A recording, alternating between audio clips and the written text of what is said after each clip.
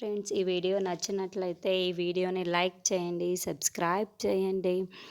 JMR లక్ష్మిని ఒక గదిలోకి తీసుకువెళ్తాడు. అక్కడ సంయుక్త ఫోటోని లక్ష్మికి జేఎంఆర్ చూపిస్తూ ఉండడంతో లక్ష్మి షాకింగ్గా సంయుక్త ఫోటోను చూస్తూ ఉంటుంది. తను నా కూతురు సంయుక్త, తనే నా కూతురు సంయుక్త అని జేఎంఆర్ చెప్తూ ఉండడంతో అచ్చం నాలాగే ఉందేంటి అని లక్ష్మి షాకింగ్గా చూస్తూ ఉంటుంది. అవునమ్మా, నా కూతురు సంయుక్తను సేమ్ ఒకేలా ఉన్నారు అని జయమ్మ చెప్తూ ఉంటాడు. నా కూతురు సంయుక్త అంటే నాకు చాలా ప్రాణం. కానీ ఉన్నట్లుండి ఒకరోజు పెద్ద మేజర్ యాక్సిడెంట్లో జరిగి అదే అచేతనంగా పడిపోయి ఉంది. కదలలేని స్థితిలో కోమాలో వెళ్ళిపోయింది అని జేఎంఆర్ చెప్పడంతో లక్ష్మి షాక్కి గురి అవుతూ వింటూ ఉంటుంది. చూడమ్మా, నువ్వు నాకు ఒక సహాయం చేస్తావా అని జేఎంఆర్ అడగడంతో ఏంటో చెప్పండి సార్ అని లక్ష్మి అంటూ ఉంటుంది. చూడమ్మా, నేను ఒక ముఖ్యమైన ప్రాజెక్టుని పూర్తి చేయటానికి ఇండియాకి వచ్చాను.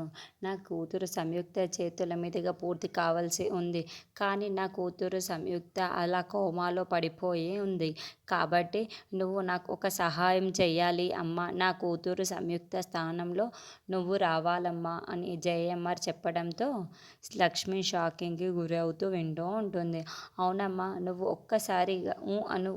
నా కూతురు సంయుక్తలా నేను నీకు ఈ లోకానికి, ఈ ప్రపంచానికి పరిచయం చేస్తాను అని అంటాడు జేఎంఆర్. ఆ ముఖ్యమైన ప్రాజెక్టు పూర్తవ్వాలమ్మా. అది నీ చేతుల్లో ఉంది.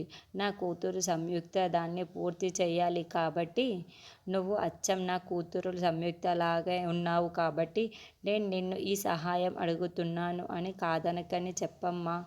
ఒక్కసారి నువ్వు అను. నేను నా కూతురు సంయుక్తలా ఈ ప్రపంచానికి నీ ముందును తీసుకొస్తాను. అనమ్మా, అను అని జేఎంఆర్ లక్ష్మిని ప్రాధేయపడుతూ ఉంటాడు. నాకు తెలిసి లక్ష్మి రేపటి ఎపిసోడ్లో ఖచ్చితంగా ఓకే చెప్తుంది అని సంయుక్తల మిత్రుల ముందుకు వచ్చినప్పుడు లక్ష్మి అనుకొని ఎలా పడితే అలా మాట్లాడతాడా, లేకుంటే ఏం జరుగుతుందో అని రేపున్న ఎపిసోడ్లో తెలుసుకుందాము.